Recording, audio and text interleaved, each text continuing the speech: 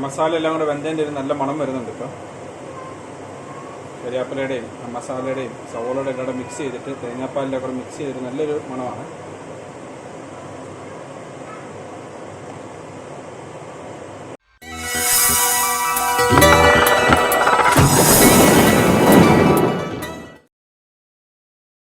Hi, എല്ലാവർക്കും നമസ്കാരം. Aussie Malayali ബ്ലോഗ്സിൻ്റെ മറ്റൊരു എപ്പിസോഡിലേക്ക് എല്ലാവർക്കും സ്വാഗതം. നമ്മൾ ഓർക്കുന്നുണ്ടോ, കഴിഞ്ഞ വീഡിയോ നമ്മൾ ചെയ്തത് നമ്മൾ നാൻസിയുടെ അടുത്ത് കൊടുത്ത് നാടൻ കോഴി വാങ്ങിച്ചായിരുന്നു. ഈ നാടൻ കോഴി അവർ കൂടെയൊക്കെ പറിച്ച് തന്നു. നമ്മൾ വീട്ടിൽ കൊണ്ടുവന്ന് ഈ നാടൻ കോഴീനെ എന്ത് ചെയ്തു എന്നറിയണ്ടേ. അപ്പം നാടൻ കോഴി കറി വെക്കുന്ന ഒരു കുക്കിംഗ് റെസിപ്പിയാണ്, ഒരു കുക്കിംഗ് വീഡിയോ ആണ് നമ്മൾ ചെയ്തത്. വളരെ ഈസി ആയിട്ട് ചെയ്യാൻ പറ്റുന്ന ഒരു റെസിപ്പിയാണ്. തേങ്ങാപ്പാൽ ഒഴിച്ച് എണ്ണയില്ലാതെ ചെയ്യുന്ന, പെട്ടെന്ന് ആർക്കും ചെയ്യാൻ പറ്റുന്നൊരു വീഡിയോ ആണ് നമ്മൾ ചെയ്തത്. ഈ കോഴി കട്ട് ചെയ്തെടുക്കാൻ ഭയങ്കര പാടായിരുന്നു കേട്ടോ. അതിൻ്റെ തൊലിക്കൊക്കെ നല്ല കട്ടിയായിരുന്നു. അപ്പോൾ എന്നെ പോലെ ഞാനപ്പോൾ അതിനെ ഒന്ന് പരീക്ഷിച്ച് നോക്കുകയാണ്, കറി ഉണ്ടാക്കി നോക്കുകയാണ്. ഒന്ന് രണ്ട് പേരുടെ അടുത്തുനിന്ന് അഭിപ്രായങ്ങൾ ചോദിച്ച് പല റെസിപ്പികളും മിക്സ് ചെയ്തിട്ടാണ് നമ്മളിത് ചെയ്യുന്നത്. എന്തായാലും നമുക്ക് വീഡിയോയിലേക്ക് പോകാം. ഇതിന് വേണ്ട സാധനങ്ങൾ എന്തൊക്കെയാണെന്ന് ചോദിച്ചു കഴിഞ്ഞാൽ, ചിക്കൻ ഒരു 1.25 കിലോ നാടൻ കോഴി ഒരു മീഡിയം സൈസായിട്ട് കട്ട് ചെയ്തെടുത്ത് അത് മഞ്ഞപ്പൊടിയും ഉപ്പും ഇട്ട് തിരുമ്മി വെച്ചിരിക്കുന്നതാണ്. അടുത്തതായിട്ട് നമുക്ക് ഇഞ്ചി ഒരു ടേബിൾ സ്പൂൺ ചെറുതായിട്ട് ചതച്ചത്, വെളുത്തുള്ളി 1 ടേബിൾ സ്പൂൺ ചെറുതായിട്ട് ചതച്ചത്, കരിയാപ്പില ഒരു ചെറിയ പിടി, ഒരു 4 പച്ചമുളക് നെടുക കീറിയത്, പിന്നെ സവോള ഒരു 4 മീഡിയം സൈസ് സവോള മീഡിയം സൈസിൽ കട്ട് ചെയ്തെടുത്തത്. പിന്നെ നമുക്ക് മസാലപ്പൊടികൾ, ഒരു മുളക് പൊടി ഒരു 3 table spoon plus Kashmiri Mirchi 1 table spoon കൂടി മിക്സ് ചെയ്തത്, പിന്നെ മഞ്ഞൾപ്പൊടി 1 ടേബിൾ സ്പൂൺ, കുരുമുളക് പൊടി 1 ടേബിൾ സ്പൂൺ. കുരുമുളക് പൊടി നമുക്ക് ആവശ്യമുണ്ടെങ്കിൽ അവസാനം ഇടാൻ വേണ്ടിയിട്ട് ഇട്ടില്ലെങ്കിലും കുഴപ്പമില്ല കേട്ടോ, അത് ആദ്യം ചേർക്കുന്നല്ല. പിന്നെ ഗരം മസാല ഒരു ടേബിൾ സ്പൂൺ, പിന്നെ മല്ലിപ്പൊടി ഒരു 3-3.5 ടേബിൾ സ്പൂൺ. ഇത്രയും സാധനങ്ങളാണ് മസാലപ്പൊടിയുടെ ഐറ്റത്തിലുള്ളത്. പിന്നെ മുളക് പൊടി നമുക്ക് എരിവ് കൂടുതൽ ആവശ്യമുള്ളവർക്ക് വേണമെങ്കിൽ അതിനനുസരിച്ച് അത് മാറ്റം വരുത്താം, അതിന് കുഴപ്പമില്ല. അടുത്തായിട്ട് നമുക്ക് വേണ്ടത് തേങ്ങാപ്പാൽ, ഒരു 1.5 തേങ്ങയുടെ പാല് പിഴിഞ്ഞത്, 1-ാം പാലും 2-ാം പാലും ഒരുമിച്ച് ചേർത്തത്, പിന്നെ ഉപ്പ്. ഈ തേങ്ങാപ്പാൽ തന്നെ ഇപ്പോൾ ഇല്ലാത്തവർക്ക് വേണമെന്നുണ്ടെങ്കിൽ ഒരു 10 ടേബിൾ സ്പൂൺ തേങ്ങാപ്പാൽപ്പൊടി കലക്കിയാലും മതി. പിന്നെ നമുക്ക് ആദ്യം നമ്മൾ ചെയ്യേണ്ടത് എന്താണെന്ന് വെച്ച് കഴിഞ്ഞാൽ, നമ്മൾ അടി കട്ടിയുള്ള ഒരു പാത്രം അടുത്ത അടുപ്പേ വെക്കുക. അടുപ്പ് കത്തിക്കരുത്, അതിൻ്റെ അകത്തോട്ട് ഈ തേങ്ങാപ്പാൽ ഒഴിക്കുക. പിന്നെ അതിന് ശേഷം ഒന്ന് മിക്സ് ചെയ്തേക്കാം. പിന്നെ അതിന് ശേഷം നമുക്കതിൻ്റെ മസാലപ്പൊടികളും സവോള എല്ലാം കൂടെ അതിൻ്റെ അകത്തോട്ട് ചേർക്കുകയാണ് അടുത്ത പടി. അതിൻ്റെ അകത്തോട്ട് സവോള അരിഞ്ഞ് വെച്ചിരിക്കുന്ന 4 സവോള മീഡിയം സൈസ് അരിഞ്ഞത് അതിൻ്റെ അകത്തോട്ട് ചുമ്മാ ചേർത്ത് കൊടുക്കാം. ഇച്ചിരി സ്ട്രേഞ്ചായിട്ട് തോന്നും, പക്ഷേ പേടിക്കണ്ട, സംഗതി ഔട്ട്പുട്ട് വരുമ്പം അടിപൊളിയായിരിക്കും.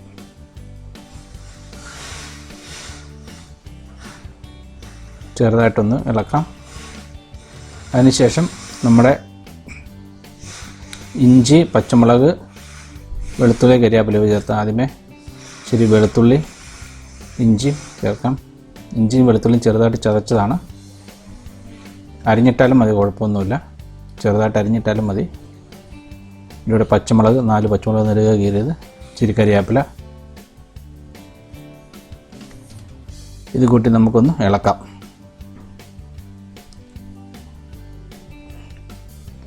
അടുത്തായിട്ട് നമ്മുടെ പൊടികളാണ് ഇടുന്നത്. മുളക് പൊടി 3 ടേബിൾ സ്പൂൺ മുളക് പൊടി plus 1 table spoon Kashmiri Mirchi പൊടിച്ചത്, പിന്നെ മല്ലിപ്പൊടി ഒരു 3.5 ടേബിൾ സ്പൂണ്. അടുത്തത് നമുക്ക് ഗരം മസാല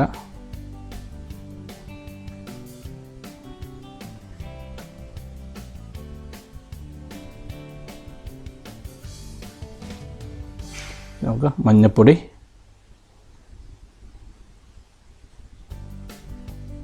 കുരുമുളക് പൊടി നമ്മളിപ്പോൾ ചേർക്കുന്നില്ല, അത് നമ്മൾ അവസാനം ചേർക്കാൻ വേണ്ടിയിട്ടാണ്.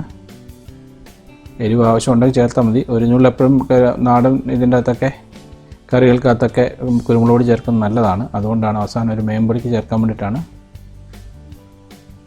അതിനുശേഷം ഇത്രയും സാധനങ്ങൾ മിക്സ് ചെയ്തതിന് ശേഷം നമ്മൾ ഒരു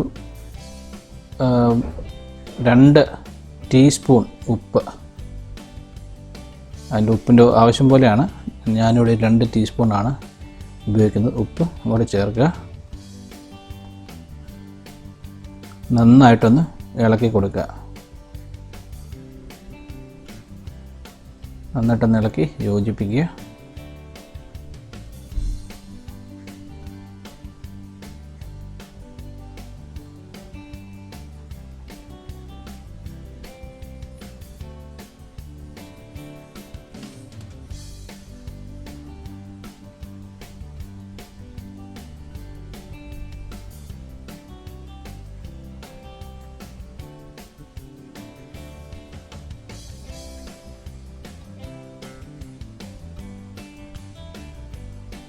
ഇനി നമുക്ക് തീ ഓൺ ചെയ്യാം. സ്റ്റവ് കത്തിക്കുക. വെള്ളം ഇതിൻ്റെ അകത്ത് ആവശ്യം പോലെയാണ്. നാടൻ കോഴി വേണ്ട കുറച്ച് വെള്ളം വേണം. നമ്മൾ കുക്കറിനകത്തിട്ടൊന്നും അല്ലല്ലോ വേവിക്കുന്നത്. അപ്പം അടുത്ത് വെള്ളം നമുക്ക് ചിക്കൻ്റെ അളവനുസരിച്ച് വെള്ളം കൂടുതലാണോ കുറവാണോ എന്ന് തീരുമാനിച്ചിട്ട് വെള്ളം നമുക്ക് കുറച്ചുകൂടെ ആഡ് ചെയ്ത് കൊടുക്കാം. ഞാനിവിടെ കുറച്ച് വെള്ളം ഒഴിച്ചു കൊടുക്കുവാണ്. കാരണം 1.25 കിലോ ചിക്കനില്ല, അത് വെന്ത് വരുമ്പോൾ നമുക്ക് ഒരു 1.5-2 മണിക്കൂർ സമയം എടുക്കും. അപ്പോൾ അത് എങ്ങനെയായാലും വെള്ളം പറ്റും. അപ്പം നമ്മൾ കുറച്ച് വെള്ളം ഒഴിച്ചു കൊടുത്തു കഴിഞ്ഞാൽ പിന്നെ അവസാനം പിന്നെ നമ്മൾ പച്ചവെള്ളം ചൂടുവെള്ളം പച്ചവെള്ളം ചേർത്തുമ്പോൾ അതിൻ്റെ ടേസ്റ്റിന് വ്യത്യാസമുണ്ട്. അപ്പോൾ നമ്മൾ ആദ്യം തന്നെ അതിന് ചേർത്തേക്കുവാണെങ്കിൽ നല്ലതാണ്.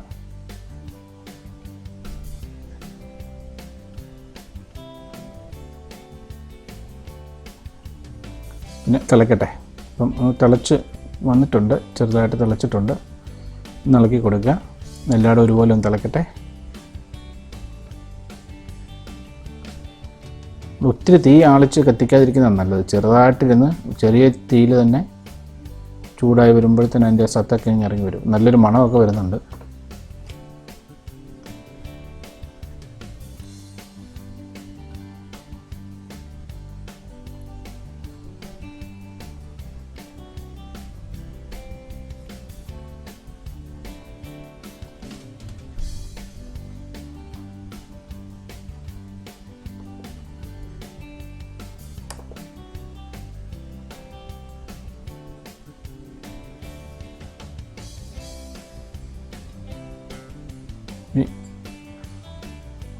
വെട്ടി തിളച്ചു, നന്നായിട്ട് തിളച്ചു. നമുക്കതിന് ശേഷം അതിൻ്റെ തൊട്ട് അടുത്ത പടിയെന്ന് പറയുന്നത് നമ്മുടെ ചിക്കൻ ഇട്ട് കൊടുക്കുക എന്നുള്ളതാണ്.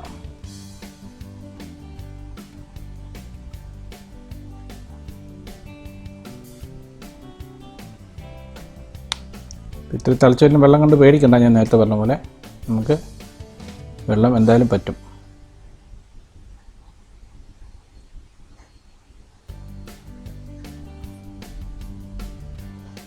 ഇതിൽ ചിക്കൻ കഷ്ണങ്ങൾ നമുക്ക് ഇട്ട് കൊടുക്കാം.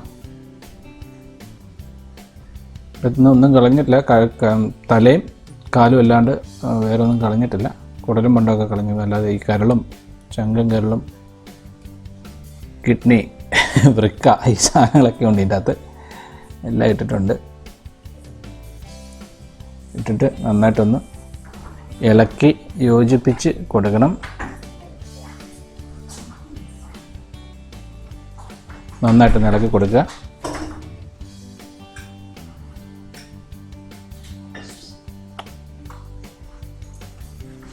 നമ്മൾ വലിയ അടുപ്പിൽ നിന്ന് അവനെ ചെറിയ അടുപ്പിലോട്ടൊന്ന് മാറ്റി ഒത്തിരി അധികം തീ കത്തിക്കാതിരിക്കുന്നതല്ല. ചെറിയതായിട്ട് ഞാൻ നേരത്തെ പറഞ്ഞ പോലെ ചെറിയ തീയിൽ ഇരുന്നവൻ നന്നായിട്ട് അങ്ങ് തിളക്കട്ടെ. എന്നാലും അതിൻ്റെ ടേസ്റ്റൊക്കെ നന്നായിട്ട് അങ്ങ് പിടിക്കും. അവൻ അവിടെ നിന്ന് നന്നായിട്ട് തിളക്കട്ടെ. ചെറിയ സ്റ്റൗവിൽ ഇരുന്നിട്ട് മൂടി വെക്കാം.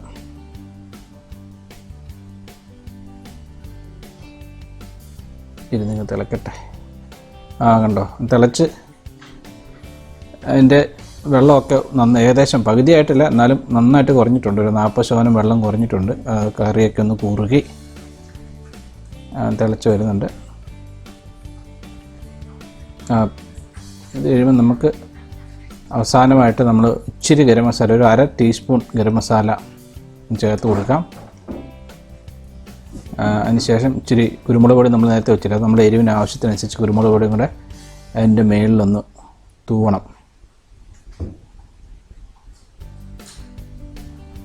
ഒന്ന് മിക്സ് ചെയ്ത് കൊടുക്കാം. മിക്സ് ചെയ്ത് കൊടുത്തു കഴിഞ്ഞാൽ ഒത്തിരി തിളപ്പിക്കേണ്ട ആവശ്യമില്ല. മിക്സ് ചെയ്ത് കഴിഞ്ഞാൽ നമുക്ക് ഉടനെ വാങ്ങി കഴിക്കാം. കുരുമുളക് പൊടി നമ്മൾ നേരത്തെ എടുത്ത് വെച്ചത് അതും കൂടെ അതിന് മുകളിലോട്ടൊന്ന് ഇടുമ്പോൾ, അത് കുരുമുളക് പൊടി നാടൻ കറിക്ക് അത് ഇടുമ്പോൾ ഒരു പ്രത്യേക ടേസ്റ്റ് അവസാനം. ഒത്തിരി വേവിക്കേണ്ട കാര്യമൊന്നുമില്ല. വേവിച്ച് കഴിഞ്ഞ് ഇളക്കിയെടുത്താൽ നമ്മുടെ കറി റെഡിയാണ്. അപ്പോൾ ഇത് നമുക്ക് ചോറിൻ്റെ കൂടെയോ ചപ്പാത്തിയുടെ കൂടെയോ പുട്ടിൻ്റെ കൂടെയോ ഒക്കെ കഴിക്കാം. അടിപൊളി കറിയാണ്. എല്ലാവരും ഒന്ന് ട്രൈ ചെയ്യണം.